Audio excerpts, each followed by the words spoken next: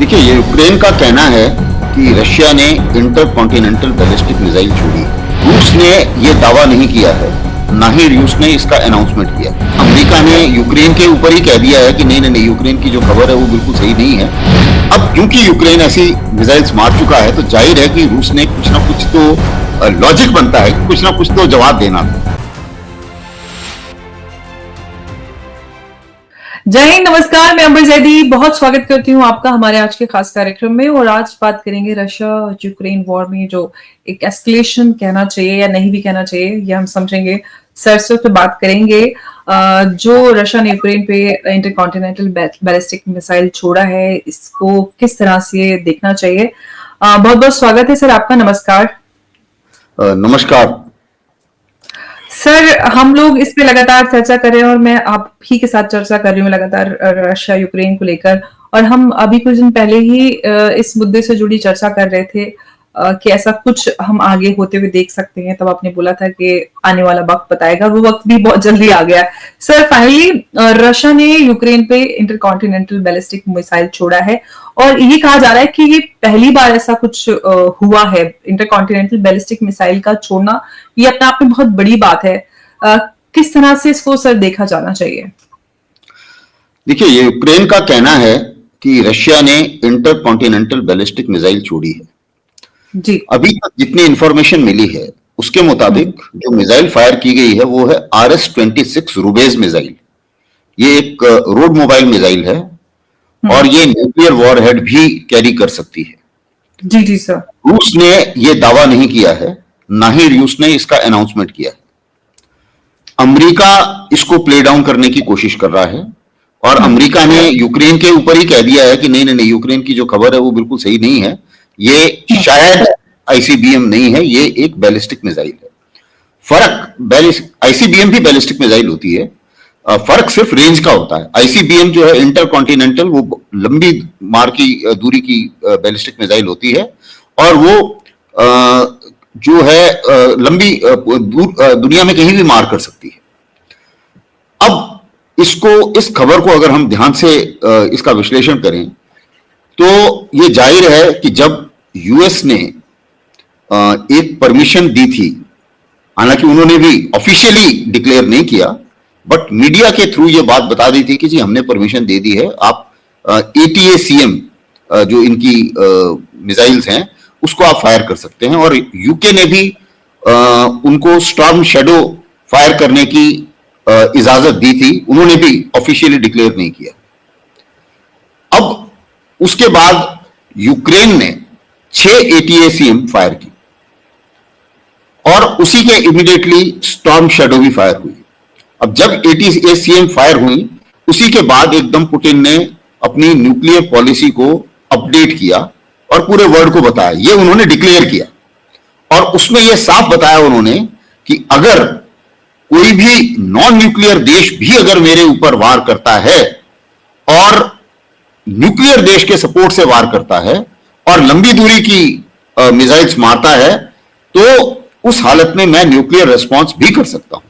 लेकिन उन्होंने ऐसा कोई रिस्पॉन्स किया नहीं। अब क्योंकि यूक्रेन ऐसी मिसाइल्स मार चुका है, तो जाहिर है कि रूस ने कुछ ना कुछ तो लॉजिक बनता है कि कुछ ना कुछ तो जवाब देना था। अब जवाब जो उसने दिया है, अगर उन्होंने, जाहिर है कि उन्होंने लंबी दूरी की कोई ना कोई मिसाइल मारी है, चाहे वो इंटरमीडिएट रेंज की मारी, चाहे वो इंटरकॉन्टिनेंटल मारी, दोनों में से कोई एक मारी है मिसाइल। अब इस मिसाइल को, लेकिन एक्यूरेसी उसकी बहुत ज्यादा है। जाहिर है कि नुकसान बहुत ज्यादा नहीं हुआ। यूक्रेन ने अभी तक बोला है कि जी मेरे 26 आदमी हताहत हुए।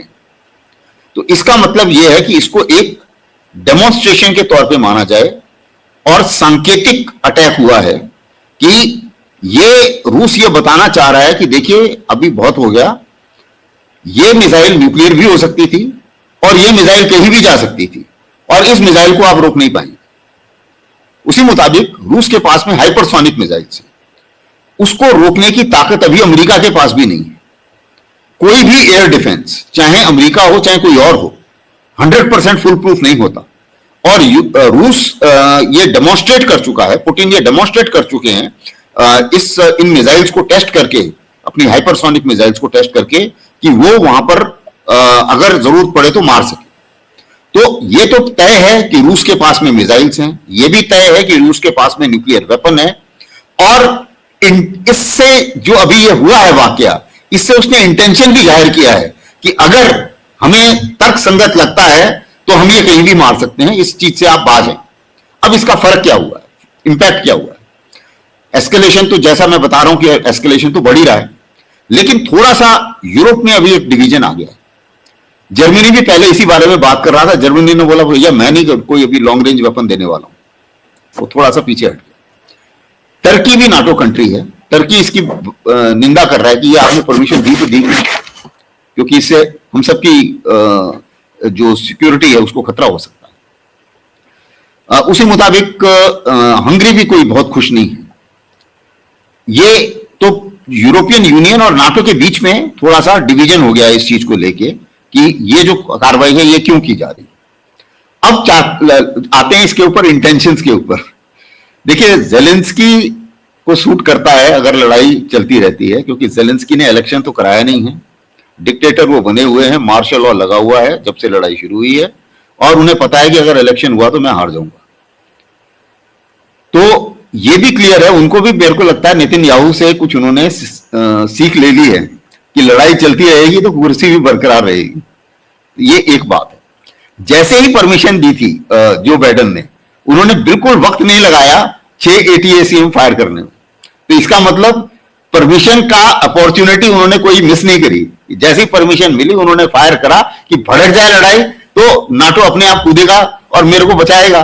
तब तक तो मैं क्योंकि अभी जो एक और लोकेलिटी रूस ने कब्जा कर ली है और जो फ्रंट लाइन है वहां पर जो यूक्रेन है वो मार खा रहा है। अब आती है बात जो बाइडेन की। जो बाइडेन के बारे में भी मैं साफ बताऊंगा कि देखिए, इलेक्शन वो हार चुके हैं।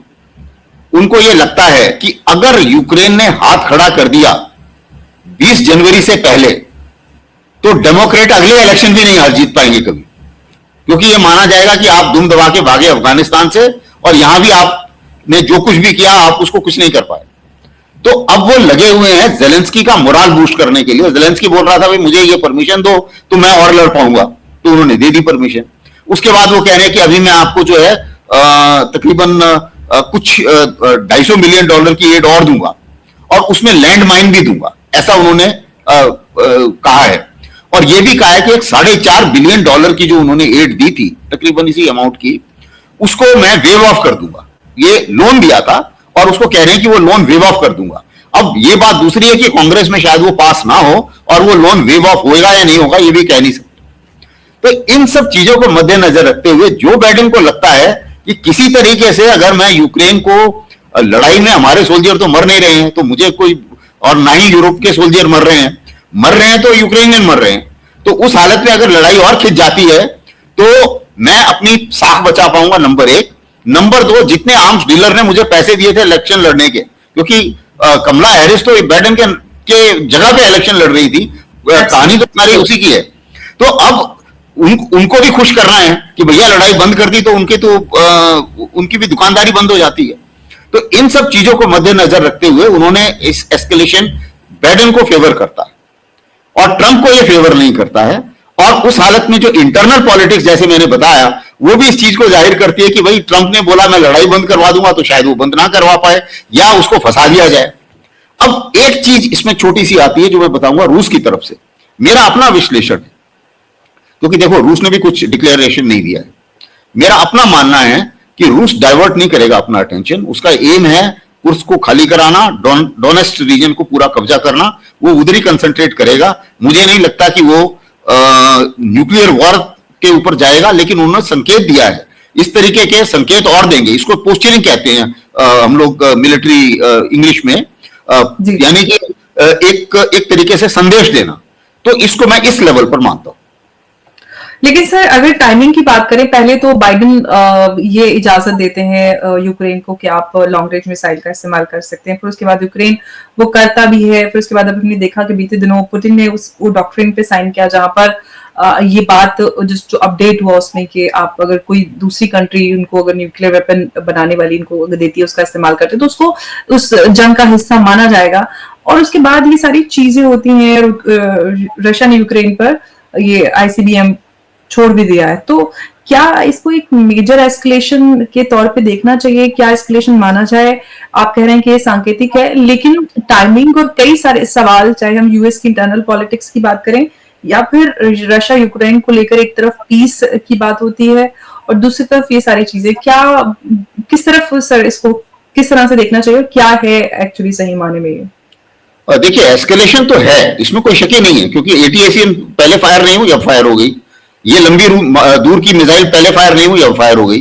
तो इसमें तो कोई शक ही नहीं है कि एस्केलेशन हो रहा है, और एस्केलेशन खतरनाक हो रहा है, इसमें भी कोई शक नहीं। तो ये दो चीजें बिल्कुल क्लियर है। लेकिन इस एस्केलेशन को कई जैसे मीडिया चैनल बोलते हैं कि अभी ये न्यूक्लियर वॉर शुरू होगा, थर्ड वर्ल्ड वॉर शुरू होगा। इस तरह मैं थोड़ा सा इसको उसके ऊपर थोड़ी सी रोक लगाता हूं कि इसको अभी थोड़ा और ऑब्जर्व करने की जरूरत है, क्योंकि ये रूस जो है, रूस इतनी आसानी से एक तरीके से ट्रैप है, और वो इस ट्रैप में इतनी आसानी से नहीं घुसेगा। रूस को पता है कि ये जो दो चीजें मुझे करनी है वो मैं करूंगा, वो डाइवर्ट नहीं हुए। अगर आप देखें, फ्रंट लाइन में जो लड़ाई चल रही है वो चल रही है। आज भी उन्होंने एक गांव पर कब्जा किया है, तो इसका मतलब वो डाइवर्ट नहीं हो रहा है। दूसरी चीज ये है कि जो पॉलिसी इन्होंने अप्लाई की कि भाई मीडिया से बता दिया और खुद डिक्लेरेशन तो किया नहीं कि जी मैंने परमिशन दी है। तो मेरे से ये सवाल रूस के टेलीविजन में भी पूछा गया था अभी कल ही रात को। तो उस समय मैंने ये जवाब दिया था कि इसको बोलते हैं एलिमेंट ऑफ डिनायबिलिटी, कि अगर बात भड़क गई तो रूस को ये बोलेंगे कि भैया देखो, हमने परमिशन नहीं दी थी, उसने अपने आप फायर करके, मुझे हमें नहीं मालूम। ये तो मीडिया ने कहा, वॉशिंगटन पोस्ट ने कहा, वो तो हमारे यहां तो फ्री स्पीच है, तब जो मर्जी उसने बोल दिया, न्यूयॉर्क टाइम्स ने बोल दिया, उसमें हम क्या करें, हमने तो नहीं दी परमिशन। वही चीज पहले ये खूब बढ़ चढ़ के बोल रहे थे, यूएसए भी और यूके भी, कि हम ये परमिशन देंगे, हम ये परमिशन मिलनी चाहिए यूक्रेन को। लेकिन मीडिया से ये कहलवाने के बाद कि हमने परमिशन दे दी, जब ये फायर हो गई, अब ये दोनों के दोनों जो है, इन्होंने डिक्लेरेशन किसी ने नहीं किया, ना यूके ने किया, ना यूएसए ने किया, और जर्मनी ने तो परमिशन ही नहीं दी। वो बोल रहा है कि नहीं, मैं नहीं दे रहा लॉन्ग रेंज वेपन। तो इस चीज को मद्देनजर रखते हुए कहीं ना कहीं वेस्टर्न कंट्रीज भी इस चीज से थोड़े से घबराए हुए हैं कि अगर बहुत ज्यादा एस्केलेशन होता है, लड़ाई होती है, तो किसी के हक में नहीं है। और इसमें कोई शक नहीं है कि रूस 6000 न्यूक्लियर वेपन वाला कंट्री है, आप उसको ऐसे कैसे हरा सकते हैं। और रूस में कई सारे मेरे डिस्कशन हुए हैं, और वो क्लियर कट बताते हैं कि भाई हमने बहुत पैसा और एफर्ट और एक्सपर्टीज डाली है न्यूक्लियर डिटरेंस के ऊपर। तो न्यूक्लियर हथियार एक हमारा सबसे इंपॉर्टेंट ताकत है। दूसरी चीज आप ये देखिए क्यों खतरनाक हो जाती है ये सारी चीजें। 2019 में प्रेसिडेंट बाइडेन जो आईएनए ट्रीटी है उससे बाहर निकल गए थे, जो जिस ट्रीटी के नीचे कहा जाता है कि भाई ये दोनों के ऊपर कोई भी इंटरकॉन्टिनेंटल बैलिस्टिक मिसाइल फायर नहीं करेगा, और टेस्ट भी करेगा तो नोटिस देगा। ये ट्रीटी थी। अब ये ट्रीटी से वो अमेरिका पीछे हट गया। क्यों हटा? वो रूस का कारण नहीं था, हटा वो इसलिए क्योंकि चीन इस ट्रीटी से बाहर था, और चीन अपने न्यूक्लियर हथियार भी बढ़ा रहा है और मिसाइल भी बढ़ा रहा है। तो कह रहा है जब वो बढ़ाए जा रहे हैं तो हमारे इस ट्रीटी में रहने से फायदा क्या है। तो वो पीछे हट गया, और रूस के ऊपर भी अभी कोई प्रतिबंध नहीं है। अभी कुछ समय पहले रूस ने भी बोला भी मैं भी इस ट्रीटी से बाहर निकल गया। अब इन सब चीजों को मद्देनजर रखते हुए अब अगर ये एक संकेत दिया गया है कि भाई अभी ये ट्रीटी वाली कोई कहानी नहीं है, अगर जरूरत पड़े तो ये मिसाइल जो है ये न्यूयॉर्क भी पहुंच सकती है। और इस मिसाइल में अभी कन्वेंशनल वेपन था, और ये सिर्फ संकेत के तौर पे दिया गया था, अदरवाइज कुछ ना कुछ ज्यादा डैमेज होता है। आईसीबीएम में वॉरहेड होता है इस बार, अभी फिलहाल न्यूक्लियर वॉरहेड तो नहीं था, आगे ऐसा कुछ हो सकता है, तो खतरनाक स्थिति मोड़ ले सकती है। पीस की बात हो रही है, दूसरी तरफ एकदम ऐसा लग रहा है कि सीट बेल्ट बांधे हुए कि पता नहीं क्या होने वाला है। बड़ा रोचक पूरा इसमें डेवलपमेंट्स होते जा रहे हैं, कुछ कह नहीं पा रहे कि पीस की तरफ जा रहे हैं या एस्केलेशन की तरफ जा रहे हैं। नहीं, इसमें कोई शक नहीं है कि अभी तो हम एस्केलेशन की तरफ जा रहे हैं। पीस की बात तो बाद में होगी। ये जो आप जिस चीज की तरफ आप इंडिकेट कर रहे हैं, ये एक पुरानी एक थ्योरी का थी रूस की, जिसको बोलते थे एस्केलेट टू डी एस्केलेट। उसमें यह था कि अगर आप थोड़ा सा और ज्यादा एस्केलेट करते हैं तो लोग डर जाएंगे, जैसे कि क्यूबन क्राइसिस के टाइम में हुआ था। क्यूबा के टाइम में क्या हुआ था, अमेरिका ने मिसाइल लगाई टर्की में, रूस ने बोला भैया ये बहुत गलत बात है, अगर आप ये करोगे तो उन्होंने उठा के मिसाइल लगा दी क्यूबा में। जब उन्होंने क्यूबा में मिसाइल लगाई तो दोनों के दोनों जो है वो चुपचाप हो गए और अमेरिका ने चुपचाप टर्की से मिसाइल विड्रॉ कर ली। तो इसको बोलते हैं एस्केलेट टू डी एस्केलेट। उन्होंने एस्केलेट किया और उसके बाद दोनों को पता चला कि भैया ये न्यूक्लियर वेपन को मारने के बाद में तो कोई ना वो बचेंगे ना हम बचेंगे, तो क्या फायदा उसका।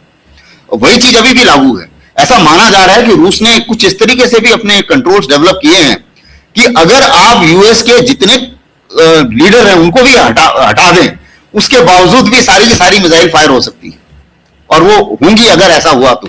इसके मतलब ऐसा जो ऐसा माना जा रहा है, मतलब इस किस्म की इंफॉर्मेशन है। और अब इसमें कोई शक नहीं है कि एस्केलेशन हो रहा है, डेंजरस हो रहा है, रुकना चाहिए और पीस की तरफ जाना चाहिए, और जितना जल्दी इसके ऊपर कंट्रोल लगाया जाए उतना ही अच्छा है। अब देखने वाली बात यह है कि इंटरनली अमेरिका क्या करता है, क्योंकि जाहिर है कि अमेरिका का सेनेट अभी बेनेट के ये डिप्लोमेट्स के पास नहीं है, डेमोक्रेट्स के पास नहीं है, और अगर डेमोक्रेट्स के पास नहीं है तो सेनेट भी कंट्रोल लगा सकता है, बाकी लोग भी कंट्रोल लगा सकते हैं, और डिक्लेयर किसी ने अभी तक कुछ किया नहीं है। तो हो सकता है कि इंटरनली जेलेंस्की को एक रेड लाइन दी गई होगी कि भाई इससे ज्यादा आप नहीं करना, या उसी मुताबिक रूस भी अभी कर रहा है कि भाई ठीक है, आप भी बिना बताए बिना डिक्लेयर करे ये कार्रवाई कर रहे हो, तो मैंने भी बिना डिक्लेयर कुछ कर दिया। तो ये मतलब ये एक जवाबी कार्रवाई शक्ति प्रदर्शन हो रहा है और एस्केलेशन है हो रहा है, इसमें कोई शक नहीं है। एस्केलेशन और शक्ति प्रदर्शन। जी बिल्कुल, क्योंकि बड़ी पावर है, न्यूक्लियर पावर्स हैं, और यूक्रेन तो सिर्फ नाम मात्र ही है तो इसके पीछे अमेरिका ही इनडायरेक्टली अमेरिका और रशिया की लड़ाई है। और इतने हम 3 साल से भी ज्यादा का समय हो गया, हम इसको देख रहे हैं, 1000 दिन से ज्यादा का समय। लेकिन सर हम बड़ी उम्मीद कर रहे थे कि हम इसे पीस देखेंगे, लेकिन एकदम बाइडेन ने गुगली फेंकी और सारा कुछ बदल गया एकदम से। प्रेसिडेंट ट्रंप आए चुनकर तो उन्होंने पीस की बात की, उन्होंने कहा कि मैं जैसे मैं आऊंगा, मैं जितने भी कॉन्फ्लिक्ट चल रहे हैं सबको रुकवा दूंगा, पीस की बात कर रहे थे। एकदम से बाइडेन ने सब कुछ टर्न कर दिया जाते जाते। अब सब पीस की कितनी उम्मीद लगा पा रहे हैं, क्योंकि फिलहाल तो हमें सब कुछ एस्केलेट होते हुए दिख रहा है। मेरा अपना मानना है कि ये किसी फैक्टर्स के ऊपर ही हम लोग अपना अंदाजा बताते हैं, क्योंकि जो आगे होगा वो तो अभी होना है, तो उसके ऊपर टिप्पणी नहीं करते, लेकिन हम अपने एनालिसिस से अंदाजा लगाते हैं। मेरा अपना मानना है कि ये लड़ाई न्यूक्लियर लेवल तक नहीं जाएगी, ना ही रशिया नाटो लड़ेंगे आपस में। पोस्चरिंग होगी, शक्ति प्रदर्शन होता रहेगा, और इस शक्ति प्रदर्शन में अभी क्या होगा कि रूस मुझे नहीं लगता कि अपना मार्ग छोड़ेगा, वो कुर्स्क से इनको निकाल ही देगा, और जो डोनेट्स्क रीजन का जो बचा हुआ हिस्सा है उसके ऊपर भी वो अभी कोशिश करेगा। और इस पूरी कार्रवाई में इस कार्रवाई में ही तकरीबन 2 महीने लगेंगे, क्योंकि ये 2 महीने से कम में हो नहीं सकता, जिस हिसाब से जितनी स्लो लड़ाई चल रही है। तो 2 महीने इस कार्रवाई में निकल जाएगा, दोनों की तरफ से बयान भी आएंगे, दोनों की तरफ से शक्ति प्रदर्शन भी होगा, एक आध मिसाइल ये मारेंगे, स्टैंड ऑफ अटैक दोनों साइड से हो रहे हैं, वो होते रहेंगे। 2 महीने के बाद फिर नए सिरे से इसके ऊपर जब नया प्रेसिडेंट ट्रंप टेक ओवर करते हैं, तब मेरे विचार से एक नए सिरे से विचार विमर्श होगा, और उस समय यूरोप की भी सोच थोड़ी सी बदलेगी, क्योंकि जब प्रेसिडेंट ट्रंप एक बार आ जाते हैं तो अपने टेक ओवर करने से पहले स्टेटमेंट देने में और प्रेसिडेंट बनने के बाद स्टेटमेंट देने में, इन दोनों में भी फर्क हो सकता है। तो वो जब होगा मेरे विचार से उसके बाद फिर एक तरीके से दोबारा रीएडजस्टमेंट होगा इस लड़ाई का। उम्मीद करते हैं कि हम इस पे पीस होते हुए देखें। उधर ईरान इजराइल और लेबनान कॉन्फ्लिक्ट को लेकर पीस को जो प्रपोजल है वो इनिशिएट हो रहा है, सारी चीजें हम आगे बढ़ते हुए देख रहे हैं, लेकिन उधर भी लगातार यही सेम उधर पैटर्न सेम भी उधर चल रहा है। तो काफी कंफ्यूजिंग जो स्थिति है वो बनी हुई है। उधर भी नेतन्याहू के खिलाफ अभी वारंट इशू हो गया है, नेतन्याहू और गैलेंट के खिलाफ वारंट इशू हो गया, और हमास के कमांडरों के खिलाफ वारंट इशू हो गया है आईसीसी ने। हालांकि आईसीसी का जो वारंट है वो बंदिश नहीं होता है किसी देश के ऊपर, लेकिन एक संकेत क्लियर करता है कि लीगली क्या है। एक तरीके से माना जाता है कि भाई गलती तो दोनों की, और रुकना चाहिए, पीस आनी चाहिए, जैसा आप कह रहे थे। बिल्कुल, क्योंकि काफी नुकसान हो चुका है। ह्यूमन राइट वायलेशन की बात करें, वर्ल्ड इकोनॉमी की बात करें, काफी कुछ हमने देखा है पिछले 3 सालों में। इतने मेजर ये 2 कॉन्फ्लिक्ट काफी इम्पैक्ट रहा है ग्लोबल इकोनॉमी पे इसका। उम्मीद करते हैं कि हम जल्दी इस पे कुछ पीस की तरफ डेवलपमेंट देखें और बड़ा अच्छा दिन वो होगा कि ये दोनों कॉन्फ्लिक्ट रिजॉल्व हो जाएं। उम्मीद करते हैं जल्दी इस पे कोई आगे अपडेट आए और फिर हम उस पर आगे भी चर्चा करेंगे। आज के लिए सर बहुत बहुत धन्यवाद आपका। अहम पॉइंट्स आपने इस